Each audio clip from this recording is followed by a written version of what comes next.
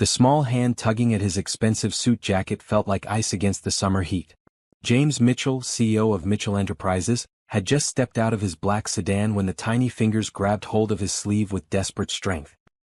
He looked down to see a little girl, no more than 8 years old, with large brown eyes that held an ocean of pain. Her clothes were torn and dirty, her face streaked with tears that had carved clean paths through the grime on her cheeks. "Please, sir," she whispered, her voice barely audible above the busy city sounds. "My mom is too weak to beg anymore. She can't even stand up. Please, I need help." James had walked past hundreds of homeless people on these same streets. He'd trained himself to look straight ahead, to focus on his phone, to pretend they weren't there. It was easier that way. Safer for his conscience. But something about this child's words made him freeze. The way she said "too weak to beg" struck him like a physical blow. It wasn't just about money or food. This was about survival in its most raw form. "Where is your mother?" he found himself asking, his voice softer than he'd intended. The girl's eyes lit up with hope, as if no adult had bothered to ask her a real question in months. "She's in the car, sir. Our old car. She's been sick for so long, and yesterday she couldn't even get out to ask people for help. I've been trying to get food for us, but people just walk by me like I'm invisible." James looked around the busy street. Business people in sharp suits hurried past, checking their phones, avoiding eye contact with anyone who might slow them down. He recognized himself in every single one of them. How many desperate children had he walked past without a second thought? "Show me," he said quietly. The girl's face transformed with relief so profound it made James's chest tighten. She grabbed his hand with both of hers and began leading him away from the gleaming office building where he worked, away from the world of board meetings and profit margins, toward something that would change everything he thought he knew about life. They walked 3 blocks through increasingly run-down streets until they reached an abandoned parking lot behind a closed restaurant. In the far corner sat an old sedan, its paint faded and rust eating through the metal like a disease. The windows were cracked and one of the tires was completely flat. But it was the silence from inside the car that made James's blood run cold. "Mama," the girl called softly, approaching the passenger door. "Mama, I brought someone to help us." There was a weak movement from inside the car, and James saw a woman's face appear at the window. She looked to be in her early 30s, but illness had aged her beyond her years. Her skin had a grayish pallor, and when she tried to smile at her daughter, James could see the tremendous effort it took. "Sweetheart," the woman's voice was barely a whisper, "you shouldn't bother people. Come back in the car."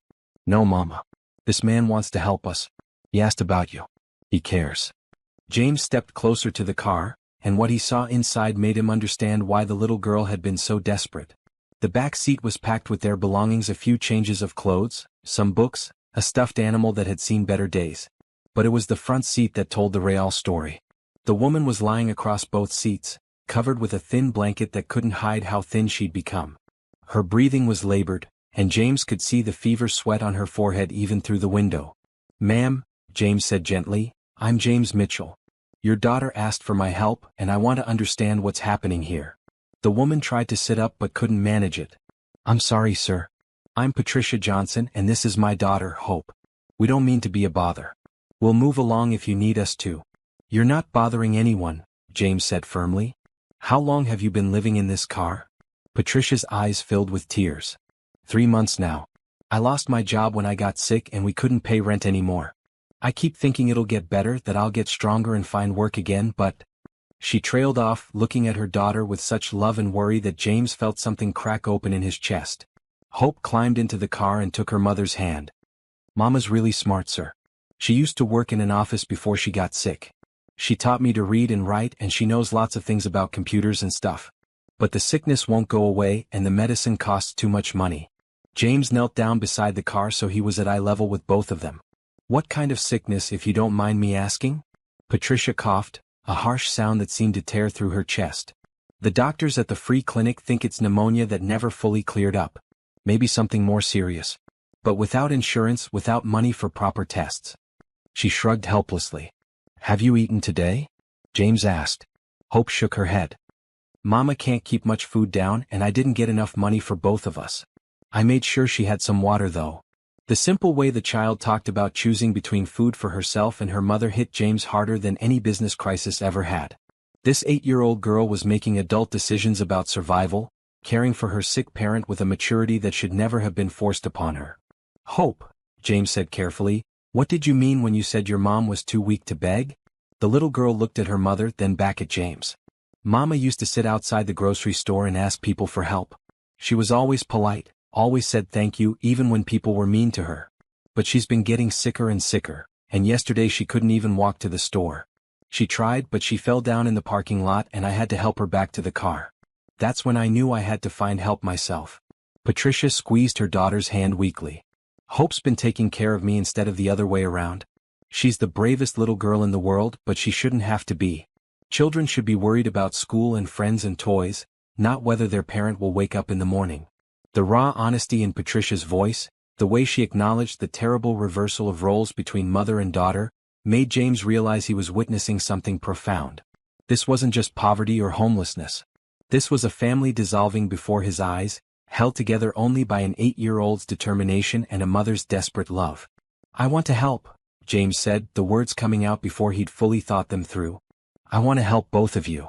Hope's eyes went wide. Really? You mean it? I mean it, James said, and as he spoke the words he felt something shift inside him. He'd spent years focused on profit margins and market shares, on beating the competition and expanding his empire. But looking at this mother and daughter, seeing their love for each other despite their desperate circumstances, he realized he'd been missing something essential about what really mattered in life. What do you need most right now? He asked. Medicine for Mama, Hope said immediately. And maybe some food that won't make her stomach hurt. And? She hesitated, looking embarrassed. What is it, sweetheart? James encouraged. Maybe a place where Mama can lie down properly? The car seats hurt her back, but she pretends they don't because she doesn't want me to worry. James looked at Patricia, who was trying hard not to cry. The gratitude in her eyes was overwhelming, but there was also fear there. Fear that this was too good to be true, that help might disappear as quickly as it had appeared. I'm going to make some phone calls, James said. I'm going to get you both to a doctor and I'm going to make sure you have a safe place to stay. But first let me get you some food and water. When was the last time either of you had a real meal? Patricia and Hope looked at each other, and James realized they were trying to remember. That simple pause, the fact that they had to think about when they'd last eaten properly, told him everything he needed to know about how dire their situation had become. Thank you, Patricia whispered, her voice breaking. I don't know why you're being so kind to us, but thank you.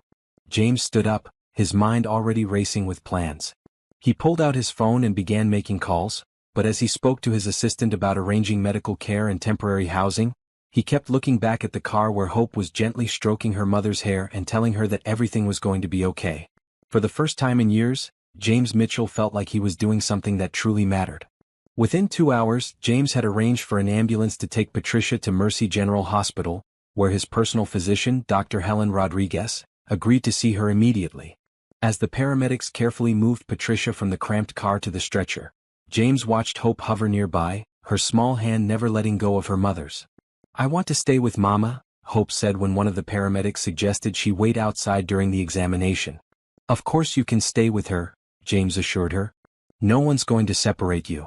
At the hospital, while Patricia underwent tests and examinations, James sat with Hope in the waiting room. The little girl seemed overwhelmed by the clean, bright environment after months of living in the car. She kept touching the soft chairs and staring at the vending machines full of snacks and drinks. Are you hungry? James asked gently. Hope nodded but then looked guilty. But Mama always says we shouldn't take things from strangers, even when we're really hungry.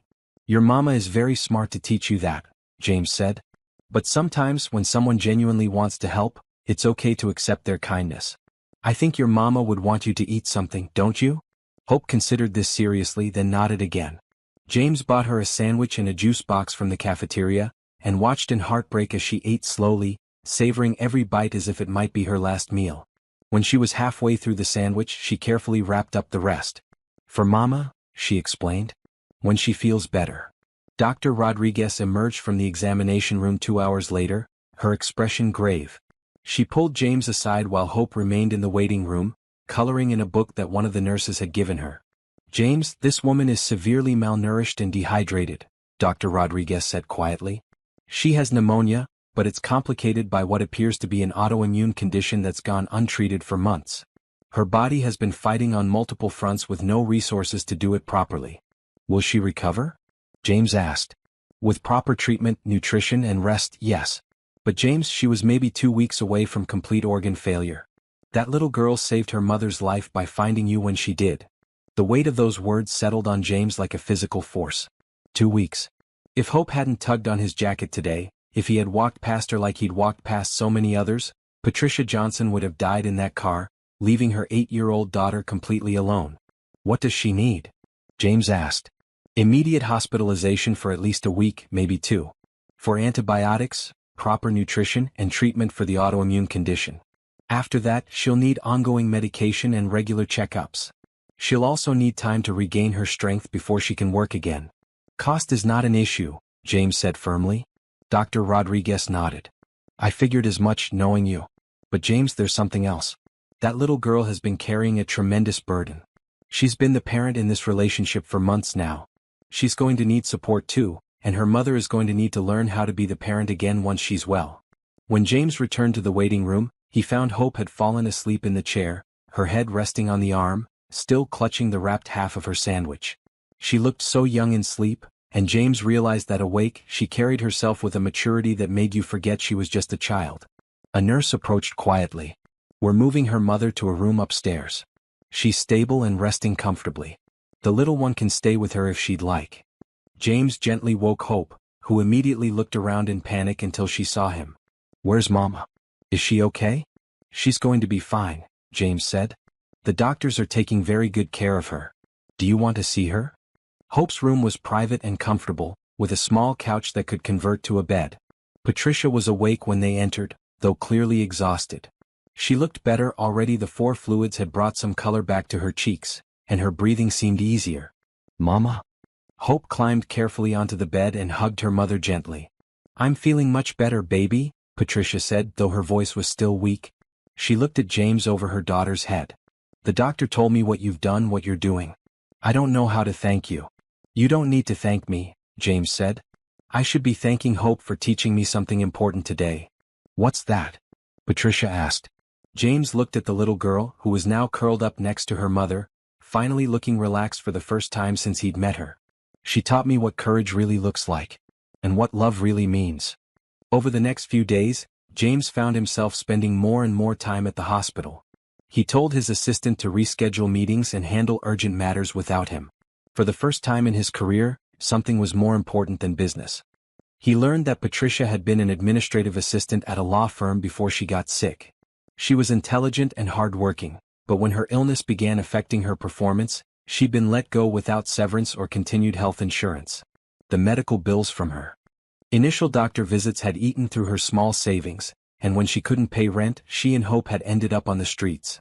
I kept thinking it was temporary, Patricia told him as she grew stronger. I thought I'd get better quickly, find another job, get back on our feet.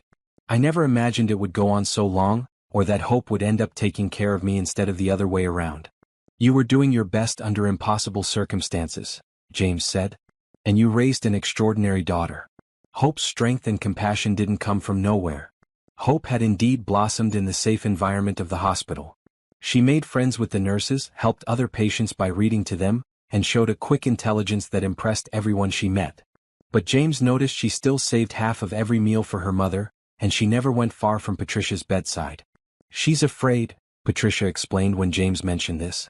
She's afraid that if she's not watching over me, something bad will happen again. She's been my protector for so long, she doesn't know how to just be a kid. On Patricia's 5th day in the hospital, Dr. Rodriguez delivered good news.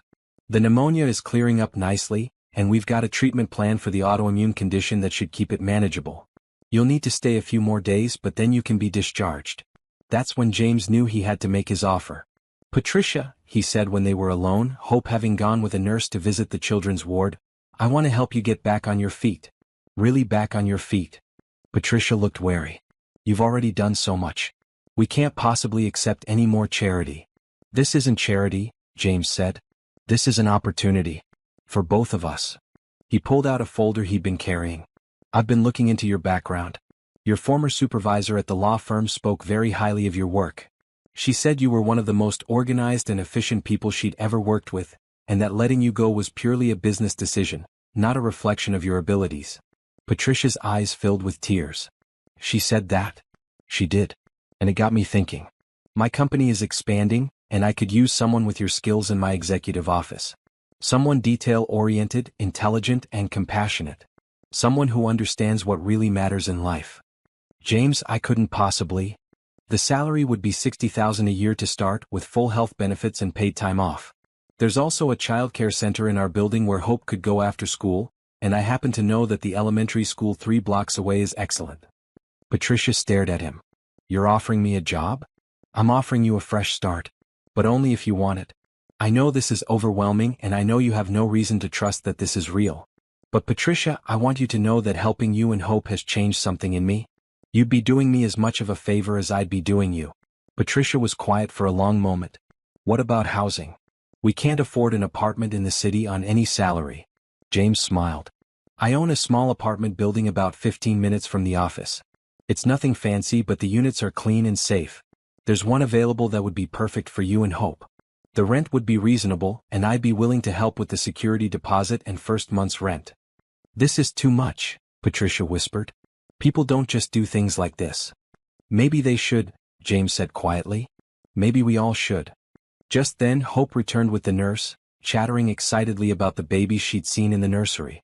When she saw her mother crying, she immediately rushed to her side. Mama? Are you okay? Are you sick again? No, baby, Patricia said, pulling her daughter close. These are happy tears. Mr. James has offered Mama a job, and he's found us a place to live. A real place with our own rooms and everything.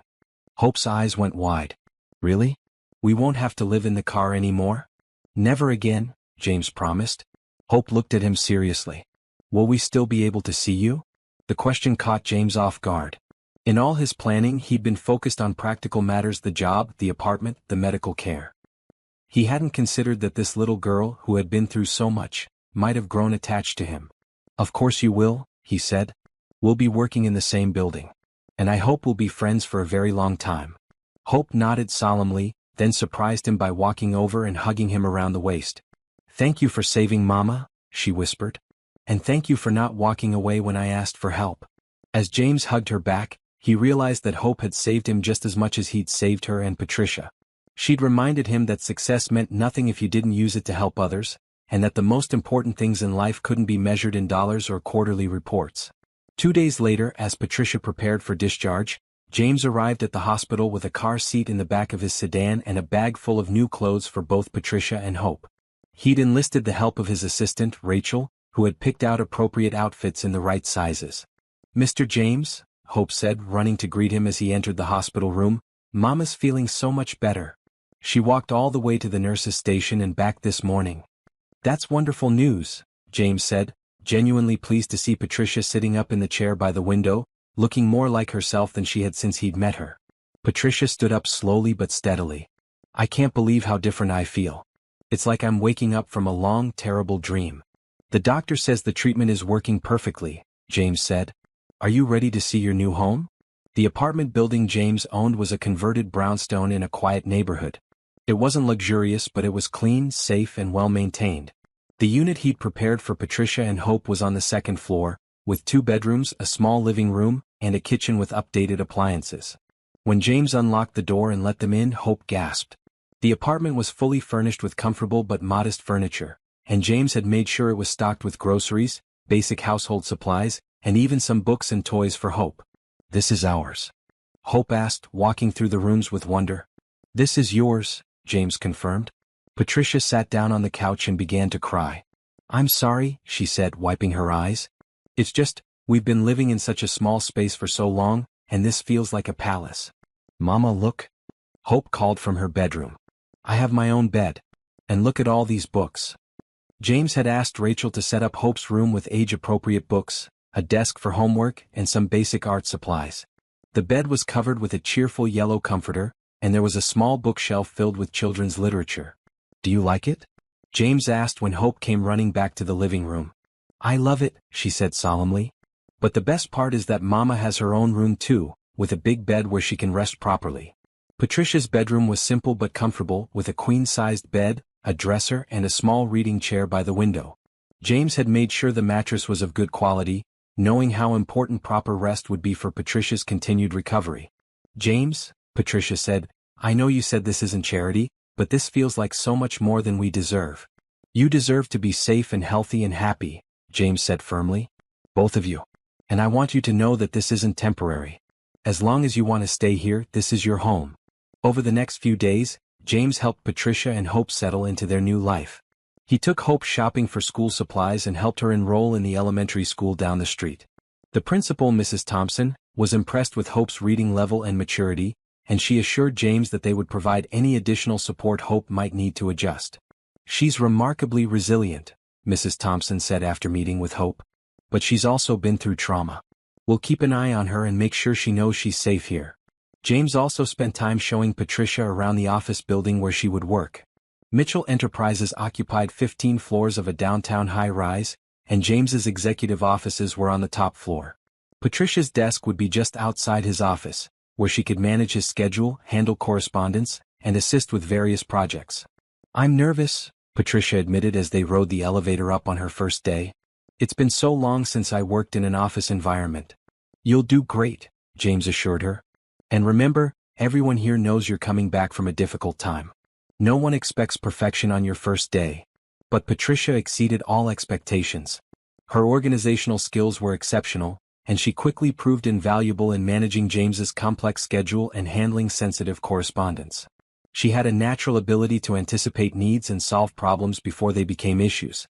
She's amazing, Rachel told James at the end of Patricia's first week. She's already reorganized your filing system and caught 2 scheduling conflicts I completely missed. Where did you find her? James smiled. She found me actually. Or rather, her daughter did. What impressed James most was how Patricia balanced her new responsibilities with her role as a mother. She used her lunch breaks to call Hope's school to check on her progress, and she always left promptly at 5 to pick up Hope from the after-school program. I hope you don't mind that I don't stay late or work weekends, Patricia said apologetically. Hope has been through so much and I want to be there for her now that I can be. That's exactly what I want, James said. Hope should be your priority. Work will always be here, but she's only going to be 8 once. As the weeks passed, James watched both Patricia and Hope flourish. Patricia's health continued to improve with proper nutrition, regular medical care, and the reduced stress of having stable housing and employment. Her confidence grew as she mastered her new role and proved her worth to the company. Hope thrived in school, making friends and excelling in her classes. But what pleased James most was watching her learn how to be a child again. She no longer hoarded food or worried constantly about her mother's health.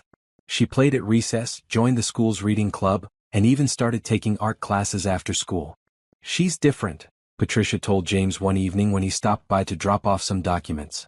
She laughs more now. She plays. For the first time in months, she's acting like the 8-year-old she is instead of trying to be my caretaker. And how does that feel? James asked. Like I'm getting my daughter back, Patricia said, her voice full of emotion. And like I'm becoming myself again too. One Friday afternoon, Hope appeared at James's office door with a drawing in her hand. Patricia looked apologetic. I'm sorry, she said. She insisted on showing you something, but I told her you might be busy. I'm never too busy for Hope, James said, setting aside the contract he'd been reviewing. What do you have there? Hope held up a crayon drawing of 3 figures standing in front of a tall building. One was clearly meant to be James in a business suit, one was Patricia in professional attire, and one was Hope herself in a school uniform. It's our family, Hope announced proudly. James felt his breath catch. Our family? Well, not a regular family, Hope explained seriously, but the family we made. Because sometimes people who aren't related can still take care of each other and love each other, right? James looked at Patricia, who was smiling through tears. That's absolutely right, he said softly.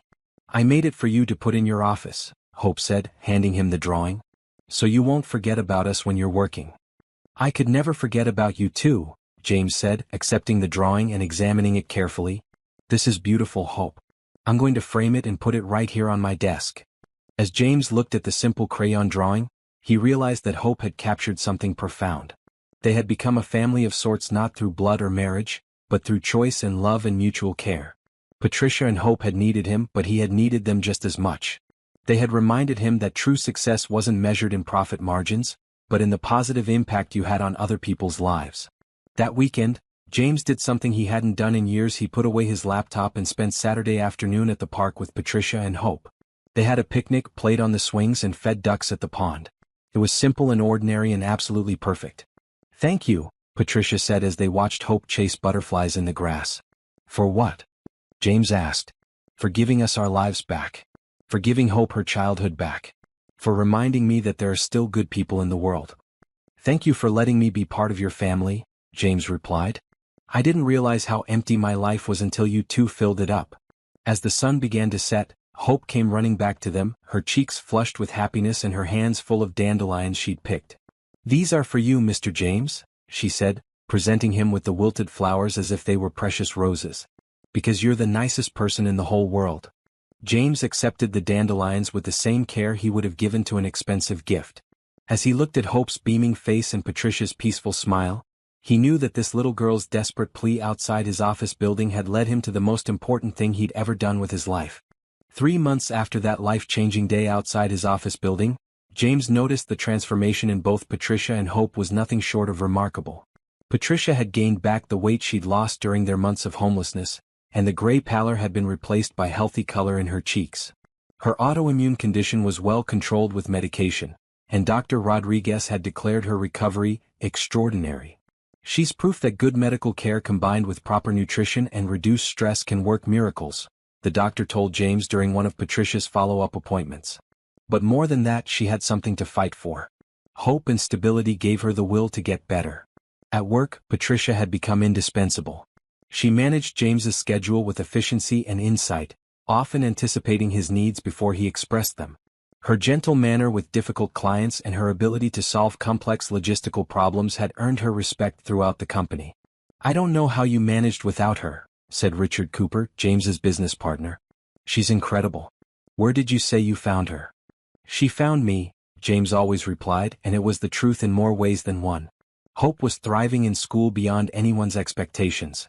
Her teacher, Ms. Bennett, called Patricia with regular updates about Hope's progress. She's reading at a 6th grade level, Ms. Bennett reported during a parent-teacher conference. Her math skills are excellent, and she's incredibly creative. But what impresses me most is her empathy. She goes out of her way to help other children who are struggling or lonely. She has a gift for understanding when someone needs kindness. Patricia beamed with pride.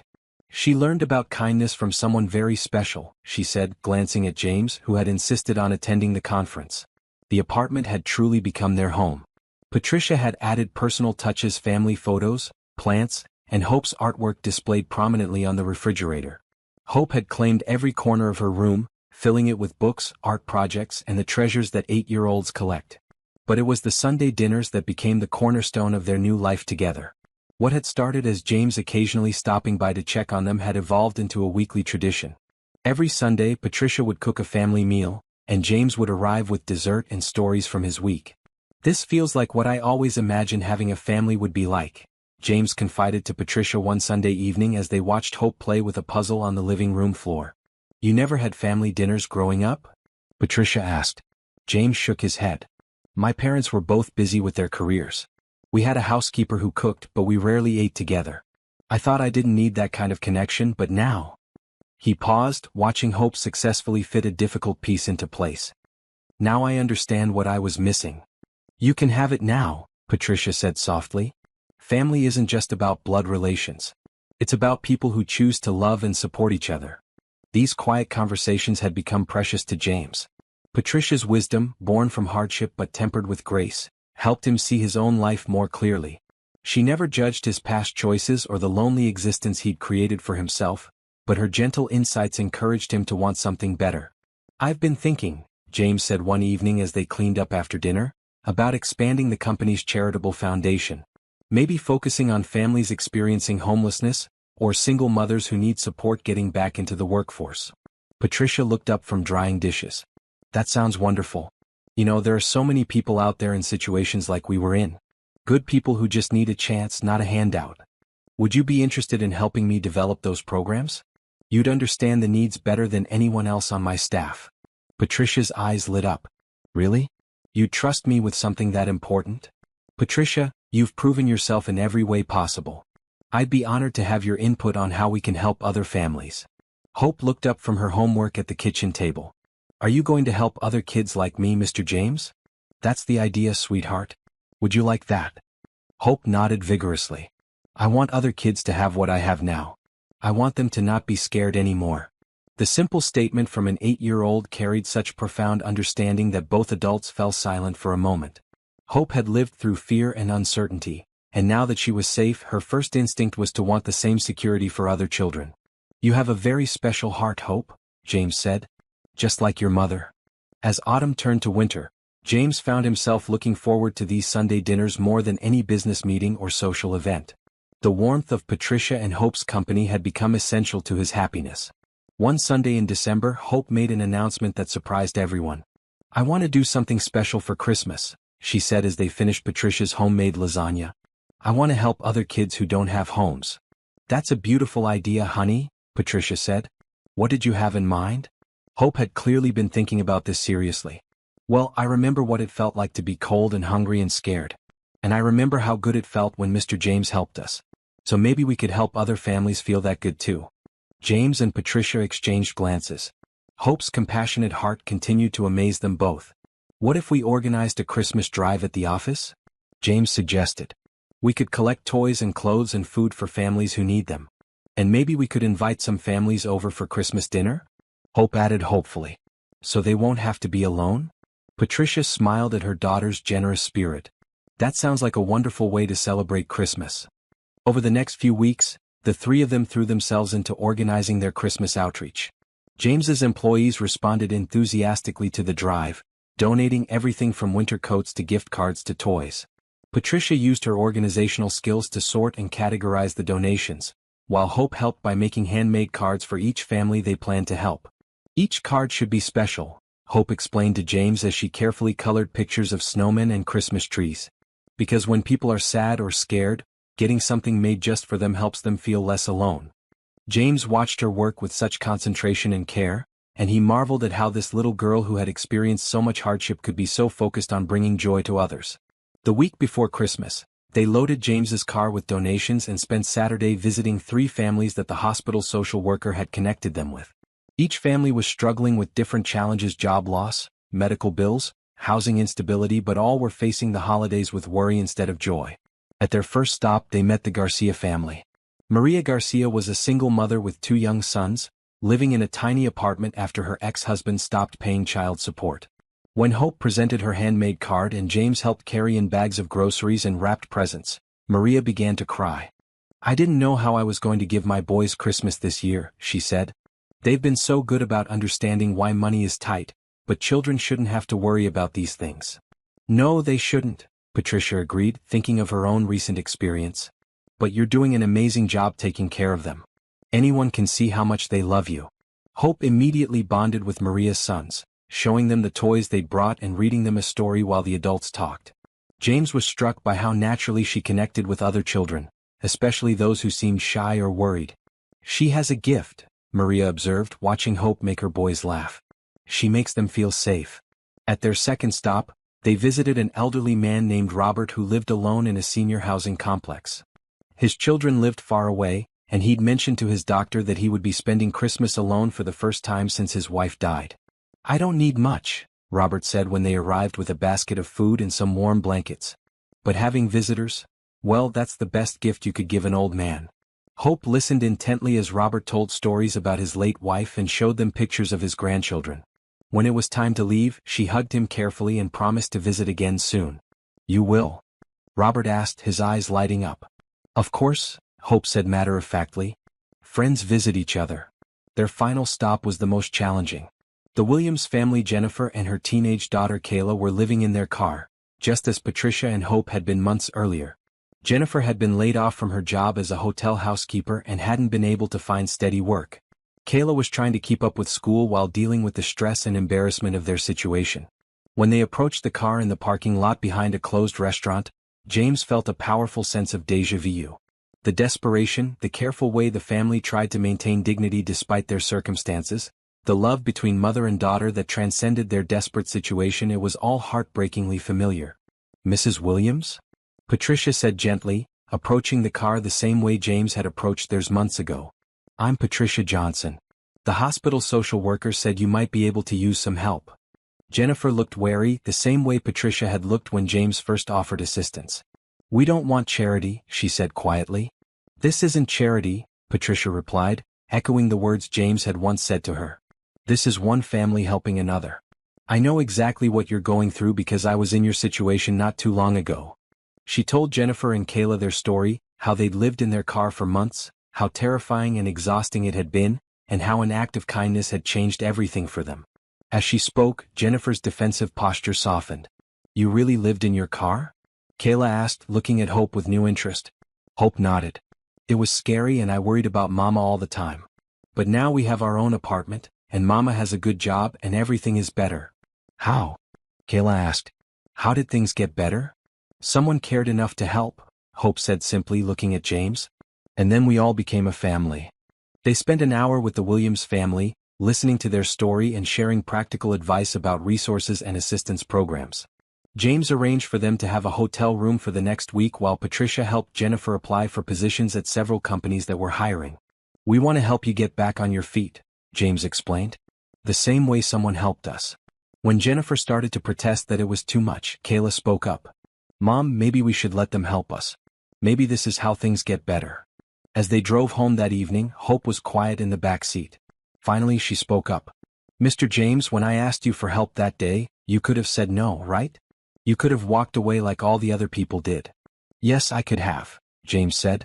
Why didn't you? James thought about it carefully. Because something about you and your mother touched my heart.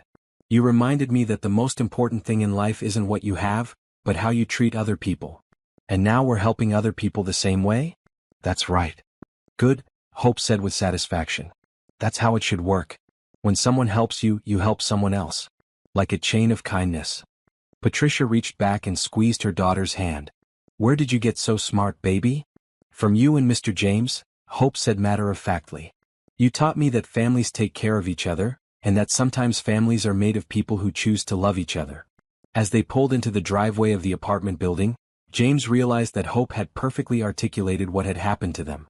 They had chosen to love each other, to care for each other, to become a family bound not by blood but by mutual commitment and affection. I love you both, James said quietly as they sat in the car for a moment before going inside. We love you too, Patricia said, and Hope nodded enthusiastically from the back seat.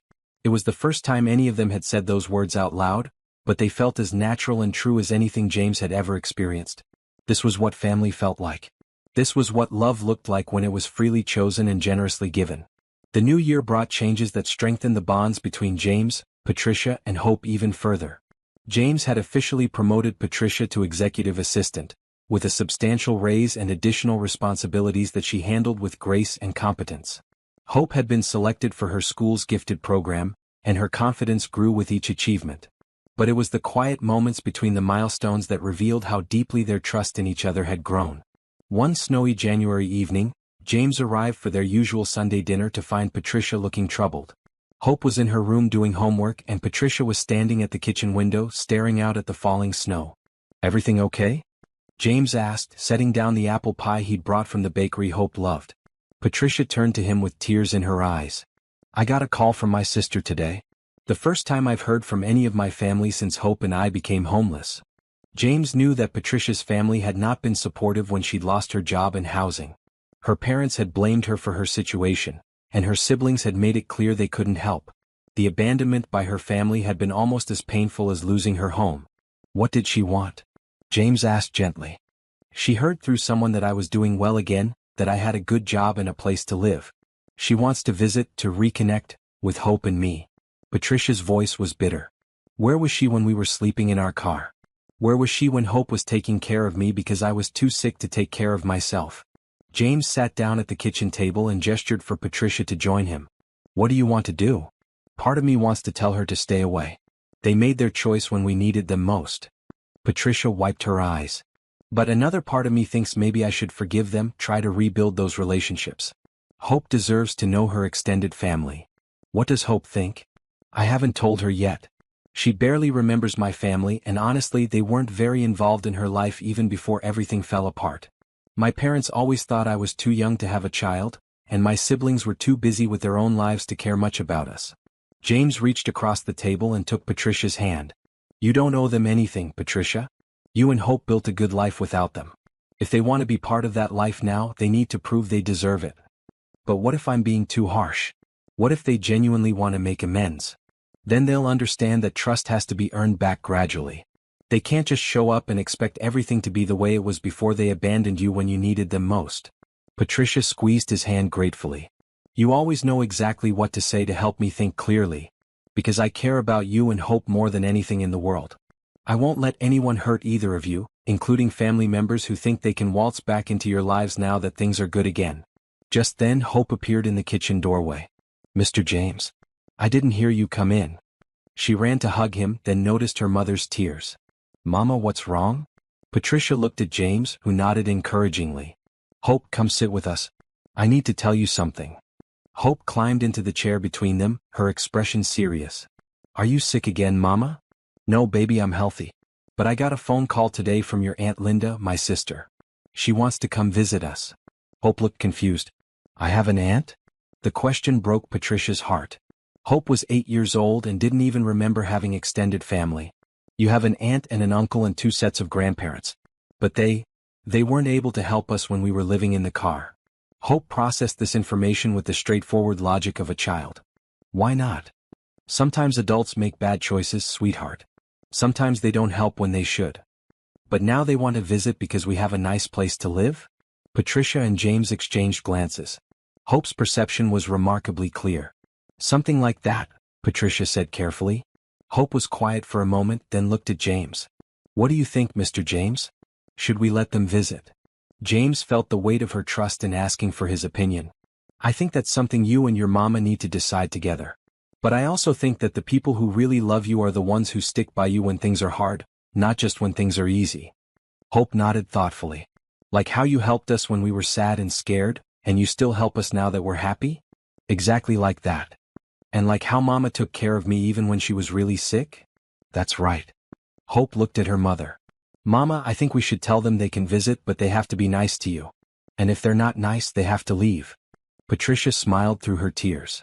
That sounds like a very wise plan. And Mr. James should be here when they visit, Hope added firmly. Because he's our family now, and families should meet each other. The simple way Hope included James in their family decisions, the automatic assumption that he would be part of any important family meeting, touched him deeply. She didn't see him as an outsider or even as a benefactor anymore. To her, he was simply part of their family unit. If your mama wants me here, I'll be here, James promised. 2 weeks later, Patricia's sister Linda arrived for what was supposed to be a brief visit. She was clearly uncomfortable in the modest apartment building, and her surprise at how well Patricia and Hope were doing was barely concealed. You look good, Linda said awkwardly as they sat in the living room. I mean healthy. Better than I expected. What did you expect? Patricia asked coolly. Linda shifted uncomfortably. Well, when I heard you were homeless, I figured you were probably on drugs or something. People don't just become homeless for no reason. The insult hung in the air like a toxic cloud. James, who had been quietly observing from the kitchen, stepped into the living room. Actually, he said calmly, people become homeless for lots of reasons. Medical bills, job loss, lack of affordable housing, domestic violence. Patricia became homeless because she got sick and lost her job, and instead of helping her, her family chose to judge her. Linda looked startled by his directness. And you are? I'm James Mitchell. I'm the person who helped Patricia and Hope when their family wouldn't. Hope, who had been coloring at the coffee table, looked up. Mr. James is our family now, she announced matter-of-factly. He takes care of us and we take care of him. Linda's face flushed. Patricia, I hope you're not letting this man take advantage of your situation. Men don't just help single mothers out of the goodness of their hearts. The implication was clear and insulting. James felt his anger rise, but Patricia stood up before he could respond. That's enough, Patricia said firmly. James has been nothing but honorable and generous. He saved our lives, gave me a job, helped us get back on our feet, and never asked for anything in return except friendship. If you can't respect him, you need to leave. I'm just looking out for you, Linda protested. I'm your sister. Where were you when I needed a sister? Patricia's voice was steady but filled with pain. Where were you when Hope was taking care of me because I was too sick to take care of her? Where were you when we were sleeping in our car and eating 1 meal a day? I didn't know it was that bad. Yes, you did. I called you. I called all of you. I begged for help and you all said you couldn't get involved. Hope had stopped coloring and was listening to the conversation with wide eyes. James moved to sit beside her, putting a protective arm around her shoulders. Linda looked around the apartment, taking in the comfortable furniture, the photos on the walls, the evidence of a stable, happy life. "It looks like you did fine without us." "We did better than fine," Patricia said. "We found real family. People who love us unconditionally and support us through good times and bad. Something we never had with our blood relatives." Linda stood up abruptly. "If that's how you feel, then I guess there's nothing more to say." "I guess not," Patricia replied. After Linda left, the apartment felt peaceful again. Hope resumed her coloring while Patricia and James sat together on the couch. "Are you okay?" James asked quietly. "I'm better than okay," Patricia said. "I'm free. I spent so many years trying to earn their approval, trying to be the daughter and sister they wanted me to be. But I realize now that their love was conditional, and I don't want that kind of relationship in my life or in Hope's life." "You handled that beautifully," James said. "You protected Hope and yourself, and you stood up for what's right." Hope looked up from her drawing. "Mama, are you sad that your sister was mean?" "A little sad," Patricia admitted. "But mostly I'm grateful for the family we have now. The family that chose us and that we chose back." "Me too," Hope said, returning to her coloring. "Our family is the best family." As they settled in for their usual Sunday dinner, James reflected on what he'd witnessed. Patricia's strength in standing up to her sister, her clear priorities about protecting Hope, and her loyalty to the people who had proven themselves trustworthy, it all reinforced why he'd come to love and respect her so much. They had built something precious together, the three of them. A family based on mutual respect, unconditional love, and shared commitment to each other's well-being. It was everything James had never known he wanted, and everything Patricia and Hope deserved to have. Spring brought new opportunities and deeper connections for their little family. James had been so impressed with Patricia's work on the charitable foundation that he offered her a promotion to Director of Community Outreach, a newly created position that would allow her to develop and oversee programs for families in crisis. "Are you sure I'm qualified for this?" Patricia asked when James first mentioned the opportunity. "I don't have a degree in social work or nonprofit management." "You have something better," James replied. "You have lived experience, genuine compassion, and proven organizational skills. You understand what families in crisis need because you've been there yourself." The new position came with a significant salary increase and its own office, but what excited Patricia most was the chance to help other families avoid the desperate situation she and Hope had faced. "I want to create programs that catch people before they fall through the cracks," she explained to James as they developed the foundation's new initiatives. Early intervention services, emergency assistance funds, job training programs for people who've been out of work due to illness or other circumstances. Hope was thriving in her new environment as well. Her teacher recommended her for accelerated reading and math programs, and she had made several close friends at school. But what impressed James most was how she maintained her compassionate nature even as her own life became more secure. One afternoon, Hope came home from school with a serious expression. "Mama, there's a new girl in my class named Emma. She doesn't have nice clothes like the other kids and she doesn't bring lunch to school. I think her family might not have very much money." Patricia sat down with her daughter. "What makes you think that, honey?" "She reminds me of how I felt when we were living in the car. She looks worried all the time and she sits by herself at lunch.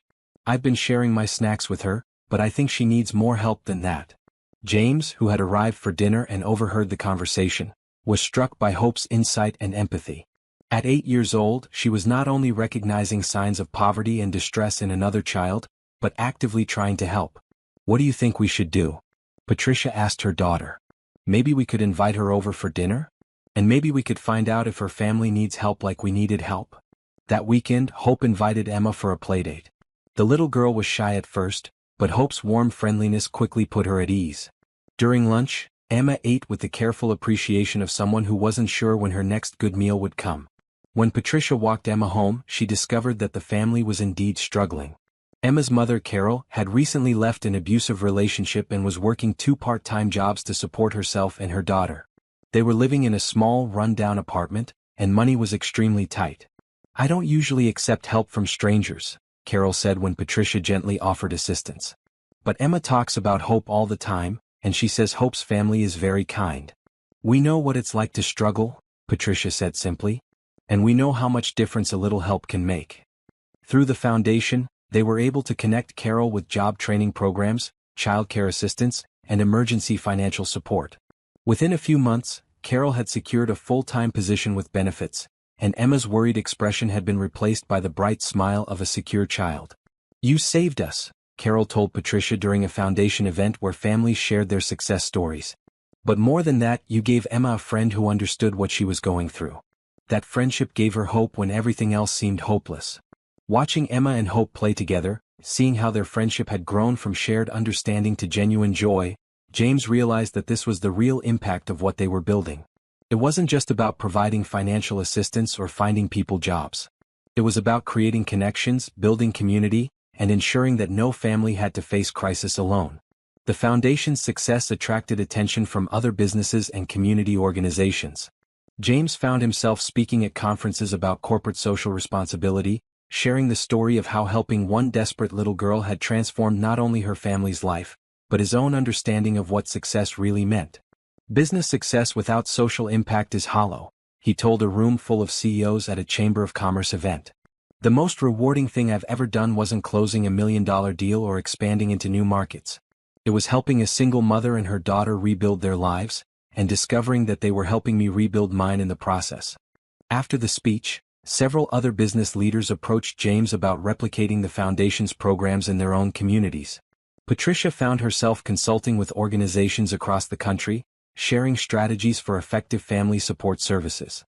"I never imagined I'd be speaking at conferences and advising other nonprofits," Patricia told James as they reviewed applications for the foundation's expanded programs.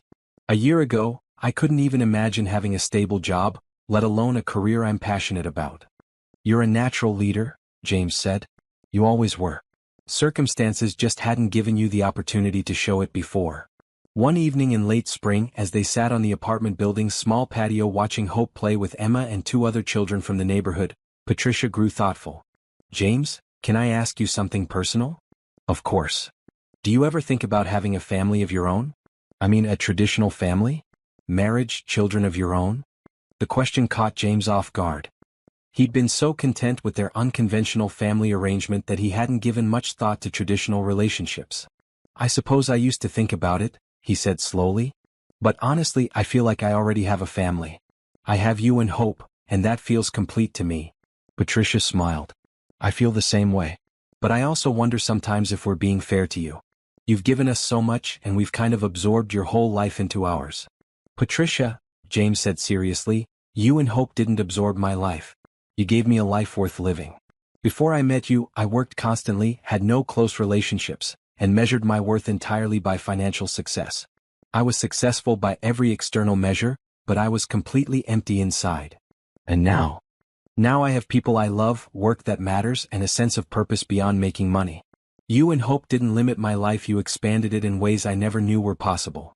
Hope ran over to them, breathing hard from playing tag. "Mr. James, Emma's mom said she might be able to get a bigger apartment soon because of her new job. And Emma said she wants to live close to us so we can still be best friends." "That sounds wonderful," James said, pulling Hope onto his lap. "It's amazing how helping each other makes everyone's life better, isn't it?" "Yep," Hope said matter-of-factly. "That's how families work. Real families help each other and stick together." As the sun set over their small but perfect world, James realized that Hope had once again articulated a profound truth.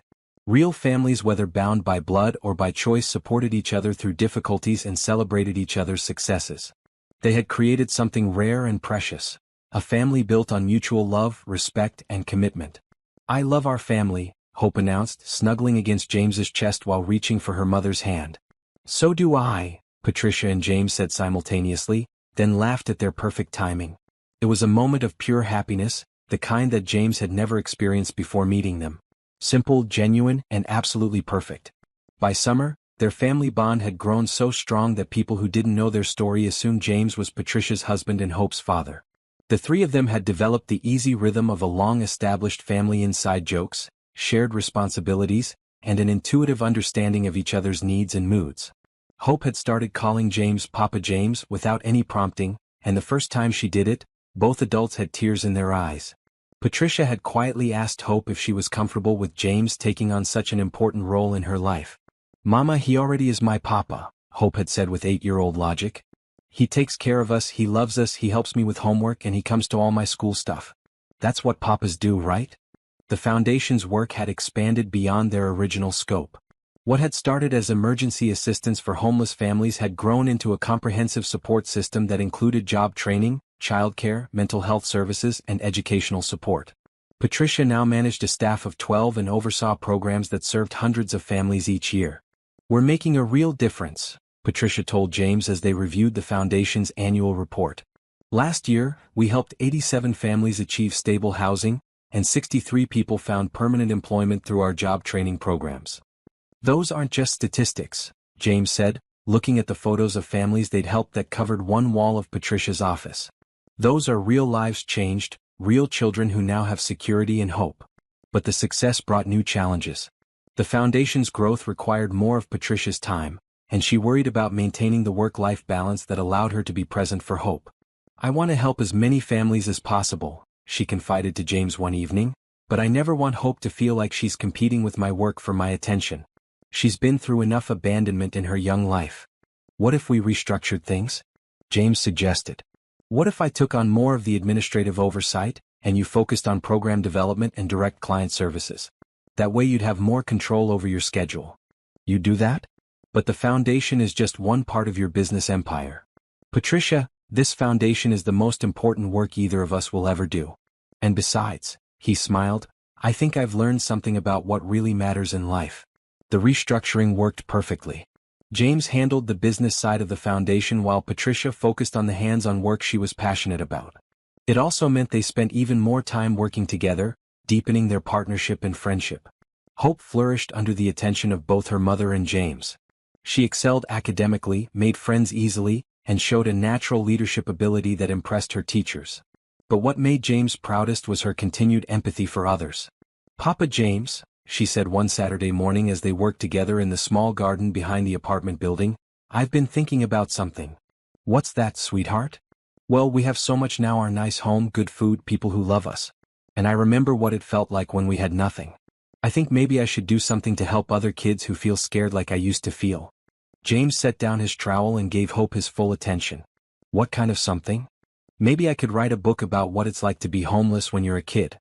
Not a sad book, but a book that helps other kids understand they're not alone, and that things can get better."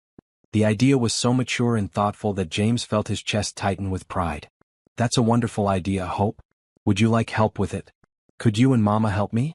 I have all the words in my head, but I need help getting them down on paper the right way." That summer project became a labor of love for all three of them. Hope dictated her memories and feelings while Patricia transcribed and James helped with organization and editing. The resulting book, titled Hope in Hard Times, was a simple but powerful account of homelessness from a child's perspective. "When Mama got sick and we lost our house, I was scared all the time," Hope had dictated. "I didn't understand why other people wouldn't help us, and I thought maybe we were bad people. But then Papa James helped us, and I learned that we weren't bad people, we were just people who needed help.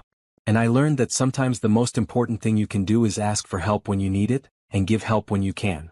Local schools and libraries invited Hope to read from her book, and she spoke with a poise and wisdom that amazed everyone who met her. More importantly, other children who were experiencing housing instability or family crisis found comfort in her story. "She has a gift," said Dr. Sarah Martinez, a child psychologist who attended one of Hope's readings. "She's able to normalize trauma without minimizing it, and she gives other children permission to hope for better circumstances." The book's success led to media attention for their story. James was initially hesitant about the publicity, worried it might disrupt their peaceful life, but Patricia convinced him it could help raise awareness about family homelessness. "Our story might encourage other people to help," she said. "And it might give hope to families who are going through what we went through." They appeared on several local news programs and were featured in a national magazine article about innovative approaches to addressing homelessness. But what touched James most was a letter they received from a businessman in another city. "I read your story in the magazine," the letter said, "and it made me realize how many times I've walked past people who needed help. Last week I met a single father and his son who were living in their car. Instead of looking away, I thought about your family and decided to help. I'm happy to report that the father starts work at my company next week, and they've moved into a small apartment. Thank you for showing me that success means nothing if you don't use it to lift others up." "We're inspiring other people to help," Hope said when James read her the letter. "That's even better than just helping people ourselves." As autumn approached, James realized that their first year as a family had transformed all of them in fundamental ways. Hope had gone from a scared, prematurely mature child to a confident, compassionate girl who still carried wisdom from her difficult experiences but was free to be a kid. Patricia had evolved from a desperate, sick woman to a respected professional and community leader who was using her past struggles to help others. And James had changed from a successful but lonely man focused solely on business to someone who understood that relationships and service to others were the true measures of a life well lived. "I've been thinking," Patricia said one evening as they cleaned up after dinner, "about how much our lives have changed." "Good changes?" James asked, though he knew the answer. "The best changes. But James, I want you to know that you could never have predicted how much giving us a chance would give back to you. We came into your life as charity cases, but we became your family. That's not something you can plan for." "No," James agreed, watching Hope help wash dishes with careful concentration. "It's not something you can plan for. It's something much better than that. It's something that happens when you open your heart to possibility and let love guide your decisions instead of just logic." "Do you think we'll always be together like this?" Hope asked, looking up from the dish towel. "Like a real family?" "Hope," James said, kneeling down to her level, "we are a real family. And yes, I think we'll always be together. Because the best families are the ones where people choose to love each other every single day." Hope nodded solemnly, then broke into the bright smile that never failed to light up James's world. "Good. Because I can't imagine being happy without you and Mama." Neither could James. This little girl who had tugged on his jacket outside his office building had given him the greatest gift of his life, a family to love and be loved by, a purpose bigger than profit, and a happiness deeper than any success he'd ever achieved. The second year of their life together brought unexpected challenges that tested the strength of their family bond. In October, James faced a serious business crisis when his largest client unexpectedly terminated their contract, putting hundreds of jobs at risk and threatening the financial stability of Mitchell Enterprises. For the first time since meeting Patricia and Hope, James found himself consumed with work stress, staying late at the office and missing their cherished Sunday dinners. The pressure was enormous, not just for his own financial security, but for the employees who depended on him and the foundation programs that relied on company profits. "Papa James seems sad," Hope observed to her mother after James had canceled their weekend plans for the third time in a row. "He's dealing with some problems at work, sweetheart," Patricia explained. "Sometimes adults have to work extra hard to solve big problems." "Can we help him?" Hope asked. "Families are supposed to help each other when things are hard." Patricia smiled at her daughter's instinctive understanding of family loyalty. "I think the best way we can help is by being patient and supportive, and making sure he knows we love him even when he's stressed." But Hope had her own ideas about helping. The next evening, when James finally made it to the apartment for a late dinner, he found a hand-drawn card waiting on his plate. It showed 3 stick figures holding hands under a rainbow, with "Our family is strong together" written in Hope's careful 8-year-old handwriting. "I made it for you because you look worried all the time now," Hope explained as James read the card. "But I want you to remember that even when work is hard, we still love you just as much." The simple gesture broke through the wall of stress James had built around himself. He pulled Hope into a hug and felt some of the tension leave his shoulders. "Thank you, sweetheart. I needed to remember that." Over the following weeks, Patricia quietly took on additional responsibilities to support James through the crisis. She coordinated with his business partner to handle client communications, managed his schedule to ensure he ate regular meals, and created space at home where he could work without feeling guilty about missing family time. "You don't have to take care of me," James protested when he realized how much extra work Patricia was doing. "You have your own job and responsibilities." "That's what family does," Patricia said firmly. "When you were helping us, you didn't calculate the cost or worry about the inconvenience. You just helped because you loved us. Well, we love you too, and we're going to help you get through this." The crisis required James to make difficult decisions about layoffs and budget cuts. He spent sleepless nights trying to find ways to save jobs while keeping the company viable. It was Patricia who suggested a solution that hadn't occurred to him. "What if you offered voluntary temporary salary reductions instead of layoffs?" she proposed. "Many of your employees have been with the company for years. They might prefer to take a temporary pay cut rather than see their colleagues lose their jobs entirely." The idea worked brilliantly. When James presented the option to his staff, 90% volunteered for temporary salary reductions rather than see layoffs. The unity and loyalty of his employees helped stabilize the company and impressed potential new clients. "Your people stayed with you because they trust you," Patricia observed. The same way Hope and I trusted you when we had nothing. That trust is worth more than any contract. By December, James had secured new clients and the company was back on solid footing. But the experience had taught him valuable lessons about resilience, the importance of family support, and the loyalty that comes from treating people with genuine care and respect. I couldn't have gotten through that without you and Hope, he told Patricia as they decorated their Christmas tree together. You both kept me grounded and reminded me what really matters. Hope, who was carefully hanging ornaments on the lower branches, looked up seriously. Papa James, were you scared you might lose your business? Yes, I was scared, James admitted. But you didn't give up, right? Even when it was really hard. No, I didn't give up. Good, Hope said with satisfaction. Because that's what our family does. We don't give up on things that matter. The challenges weren't over though.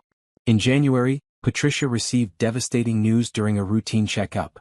Dr. Rodriguez had found concerning results in her blood work that suggested her autoimmune condition might be progressing. We need to run more tests, the doctor explained, but there's a possibility that the condition is affecting your kidneys now. It's not necessarily serious, but we need to monitor it closely and possibly adjust your treatment. Patricia was terrified not for herself but for Hope. The thought of leaving her daughter orphaned was unbearable, and she found herself withdrawing emotionally as she waited for test results. Mama's scared again, Hope told James one evening when Patricia was working late at the foundation. She tries to hide it but I can tell. She gets the same look she had when we were living in the car. James's heart ached for both of them. Patricia was trying to protect Hope from her fears, but Hope was too perceptive and had been through too much to be fooled by forced cheerfulness. What do you think we should do? James asked Hope, recognizing that she often had insights that adults missed. I think we should tell Mama that we're not going anywhere no matter what happens. And that we'll take care of each other no matter what. The wisdom of this 8-year-old never ceased to amaze James. That evening, he and Hope sat down with Patricia for an honest conversation about her health fears. Mama, Hope said, climbing into Patricia's lap, I know you're worried about being sick again. But you don't have to protect me from knowing about it. I'm not scared as long as we're all together. Patricia began to cry. Oh, baby, I just don't want you to have to worry about me again. You've already been through so much. But worrying together is different than worrying alone, Hope said with perfect logic. When we worry together, we can help each other feel better. James took Patricia's hand. Hope's right. We're a family, which means we face everything together. Good news, bad news, scary news, all of it. You don't have to carry these fears by yourself anymore. The test results, when they came back, were better than expected. Patricia's kidney function was normal, and the concerning blood work had been caused by a medication interaction rather than disease progression. But the scare had strengthened their family bond even further. I realized something during those weeks of waiting, Patricia told James. I was so afraid of leaving Hope alone that I forgot she wouldn't be alone. She'd have you. And knowing that makes me feel more secure than any medical test result could. She'd never be alone, James confirmed. Neither of you will ever be alone again. Spring brought new growth in all areas of their lives. The foundation had been selected for a national award recognizing innovative community programs, and Patricia was invited to speak at conferences across the country about their family-centered approach to addressing homelessness. Hope continued to excel in school and had begun writing a second book, this one about the importance of chosen families. Her teacher recommended her for a gifted and talented program that would allow her to work with older students on advanced projects. I want to study how to help families like ours, Hope announced one day. Maybe I'll be a social worker, or maybe I'll run a foundation like Mama does. I want to help people find their families. What do you mean by find their families?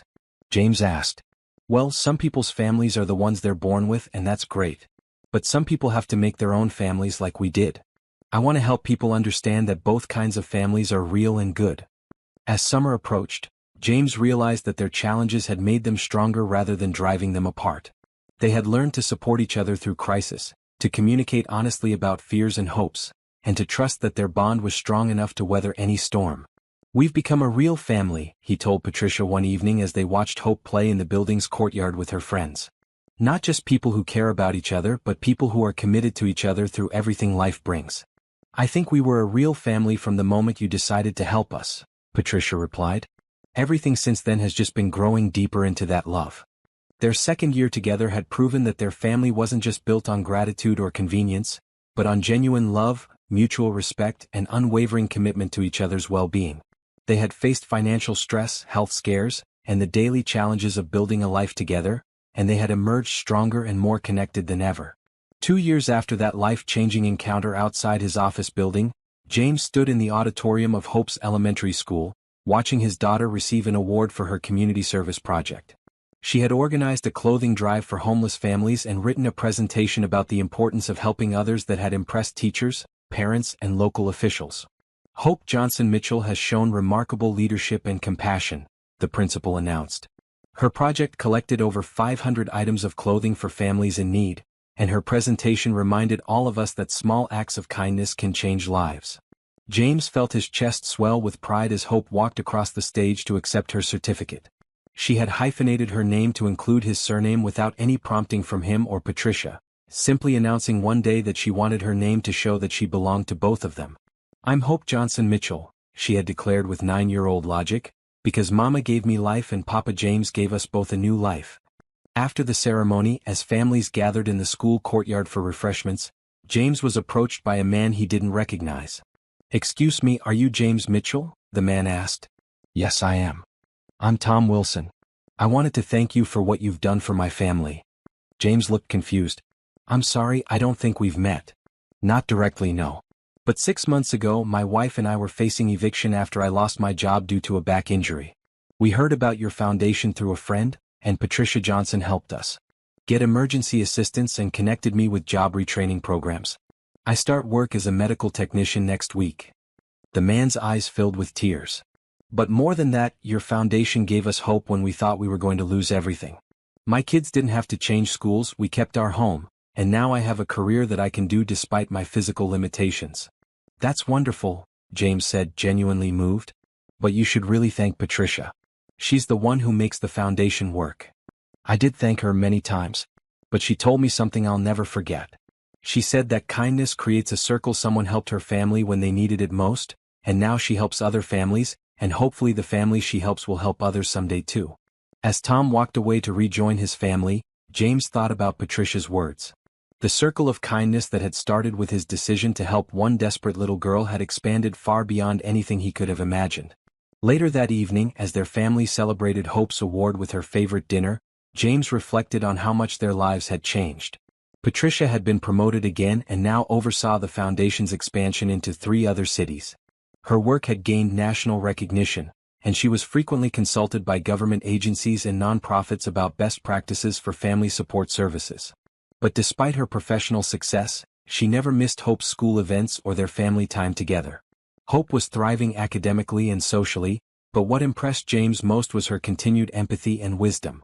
She had recently started a pen pal program between her school and a school in a low-income area, helping children from different backgrounds understand each other's lives. "I learned that when people understand each other, they're more likely to help each other," Hope had explained when asked about the program. "And when people help each other, everyone's life gets better." As for James himself, he had found a balance between business success and personal fulfillment that he'd never thought possible. Mitchell Enterprises was more profitable than ever, but it was the foundation's work that gave him the greatest sense of accomplishment. "Papa James," Hope said as they finished dinner, "can I ask you something?" "Of course, sweetheart. Do you remember what your life was like before you met me and Mama?" The question caught James off guard. "Why do you ask?" "Well, I remember what our life was like before we met you, and it was really scary and sad. But I can't imagine what your life was like without us. Was it lonely?" James considered the question seriously. Hope deserved an honest answer. "Yes, it was lonely," he said. "I had work and I had money, but I didn't have people who loved me just for who I am. I didn't have anyone to share good news with or anyone to comfort me when things were hard. I thought I was successful, but I was really just empty." "And now?" Hope asked. "Now I have everything that matters," James said, looking at both Hope and Patricia. "I have people I love and who love me back. I have work that makes a real difference in the world. I have a family that makes every day worth living." Hope nodded seriously. "Good. Because Mama and I love you so much and we want you to be happy."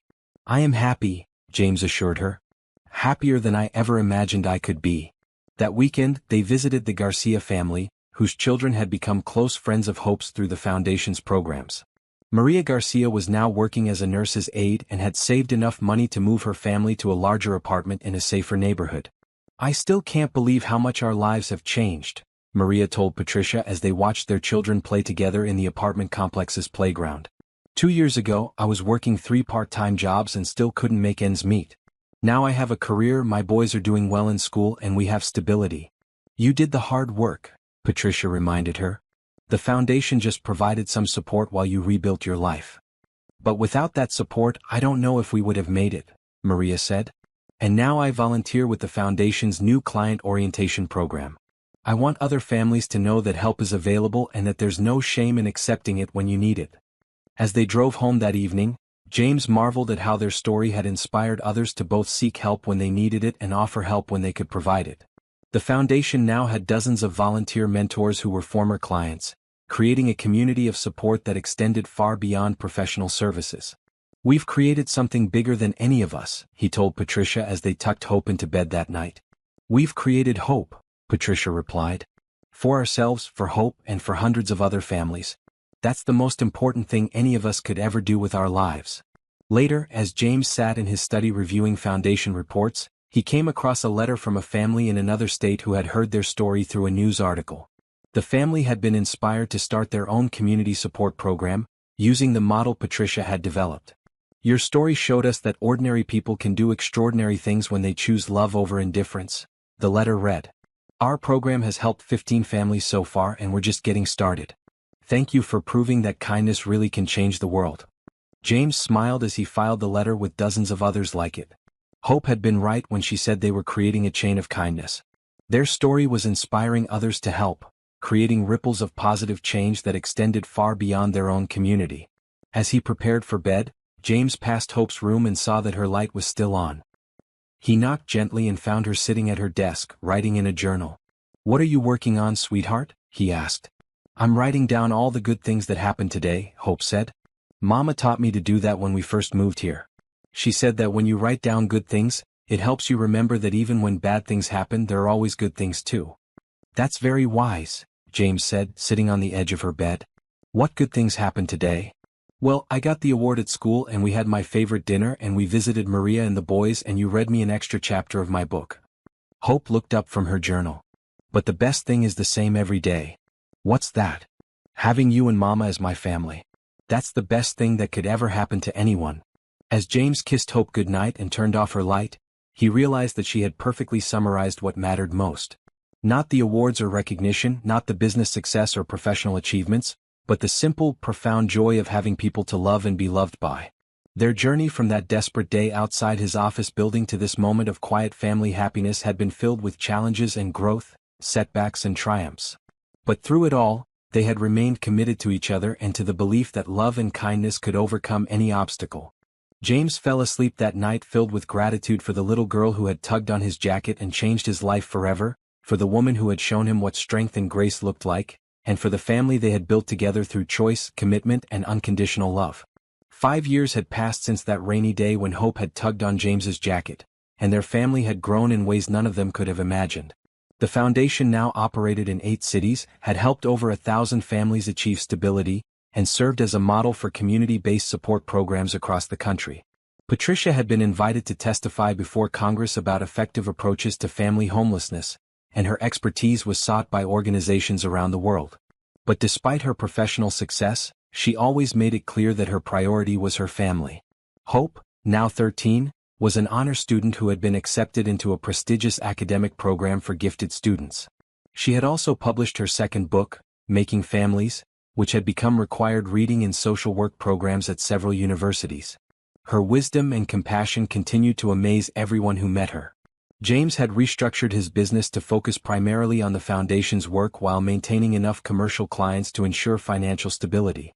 He had discovered that using his business skills to solve social problems was far more fulfilling than simply generating profit. But it was the personal milestones that mattered most to their family. On a sunny Saturday morning in May, James sat at his kitchen table with a cup of coffee and a set of legal documents that represented the most important decision of his life. After months of legal proceedings, the adoption papers were finally ready for signing. "Are you nervous?" Patricia asked, sitting down beside him. "Not nervous," James said. "Excited, grateful, ready to make official what's been true in our hearts for years." Hope appeared in the kitchen doorway, still in her pajamas but clearly too excited to sleep. Is today the day, Papa James? Today's the day, sweetheart. Are you ready to officially become Hope Johnson Mitchell? I've been ready since the day we met you, Hope said solemnly, then broke into a grin. But yes, I'm super ready. The adoption ceremony was small and intimate, held in the family court with only their closest friends in attendance. Judge Williams, who had reviewed their case, smiled warmly as she addressed them. It's rare to see a case where the legal process is simply catching up to an emotional reality that's already been established, she said. Mr. Mitchell, it's clear that you've been Hope's father in every way that matters for years now. Today we're just making it official. When James signed the final papers, making Hope legally his daughter, she threw her arms around him with such joy that several people in the courtroom began to cry. Now we're really truly officially a family forever, Hope announced to the room. After the ceremony, they celebrated with a small party at their favorite restaurant. The Garcias were there, along with several families from the foundation, James's business partner Richard, and Dr. Rodriguez, who had been caring for Patricia's health throughout their journey. I want to make a toast, Hope said, standing up with her glass of sparkling cider. To Papa James for choosing to love us when we needed love most. To Mama for teaching me that families can be made with love even when they're not made with blood. And to all of you for showing me that kindness creates more kindness wherever it goes. As everyone raised their glasses, James felt overwhelmed with gratitude for the journey that had brought them to this moment. The scared, lonely businessman who had walked past hundreds of homeless people without a second thought had been transformed by the love of one brave little girl and her extraordinary mother. That evening, as they settled into their evening routine at home, Hope made an announcement that surprised both adults. I've decided what I want to do when I grow up, she said as they sat together in the living room. What's that? Patricia asked. I want to be a lawyer who helps families stay together. I want to make sure that kids who don't have homes can find families who will love them, and that families who are struggling get the help they need to stay together. That's a wonderful goal, James said. What made you decide on that? Well, I was thinking about how many lawyers work to solve business problems or argue about money, but not enough lawyers work to solve people problems. I want to use the law to help families like ours. Once again, Hope's insight and maturity amazed her parents. At 13, she had already identified a career path that would allow her to use her gifts to help others in meaningful ways. I think you'll be an excellent lawyer, Patricia said. You certainly have the intelligence and the passion for justice. And you have the most important qualification, James added. You understand what it feels like to need help, and you remember what it means when someone chooses to provide it. Later that night, after Hope had gone to bed, James and Patricia sat together on their small balcony, looking out at the city lights and reflecting on their journey. Do you ever think about what would have happened if you had walked past us that day? Patricia asked quietly. James considered the question seriously. I try not to think about it too much because it makes me sad to imagine. But I think my life would have continued to be successful on the surface and empty underneath. And yours? We might not have survived much longer, Patricia said honestly. I was sicker than I admitted, and Hope was carrying too much responsibility for a little girl. You literally saved our lives. And you saved mine, James replied. Maybe not literally, but in every way that matters. You taught me what love looks like, what family means, and what success really is. We saved each other, Patricia said, taking his hand. That's what families do. As they sat in comfortable silence, James thought about all the lives that had been touched by their story. The thousands of families helped by the foundation, the volunteers who had found purpose in serving others, the businesses that had adopted similar community support programs, and the countless individuals who had been inspired to extend kindness to strangers. Hope was right that day when she talked about creating a chain of kindness, he said. Look how far that chain has extended. And it's still growing, Patricia added. Every family we help, every person who decides to volunteer, every business that starts a charitable program, they're all links in that same chain. The next morning brought news that filled their hearts even fuller. Dr. Rodriguez called with the results of Patricia's latest health screening. Her autoimmune condition was completely stable, her overall health was excellent, and there were no signs of progression or complications. Your stress levels being low and your overall life satisfaction being high have definitely contributed to your continued good health, the doctor explained. Happiness really is good medicine. That afternoon, James received a call that brought their story full circle in the most beautiful way possible. The caller was a social worker from the state agency that oversaw children's services. Mr. Mitchell, I'm calling because we have a situation that we think might be perfect for your family's expertise, the social worker said. We have a sibling group, 2 children, ages 8 and 10, who have been in foster care for 6 months. Their previous placements haven't worked out, and they're specifically asking for a family like yours. What do you mean, a family like ours? James asked. They heard Hope speak at their school about chosen families and adoption. The older child told his caseworker that he wants to find a family that chooses to love kids, not just one that's related to them. He said Hope made him believe that families made with love are just as real as families made with blood. James felt his heart skip a beat. Are you asking if we'd consider adoption again? I'm asking if you'd consider meeting them. No pressure, no commitments. Just a chance for everyone to see if there might be a connection. When James shared the conversation with Patricia and Hope that evening, their responses were immediate and unanimous. Yes, Patricia said without hesitation. If there are children who need a family and we can provide that, then yes.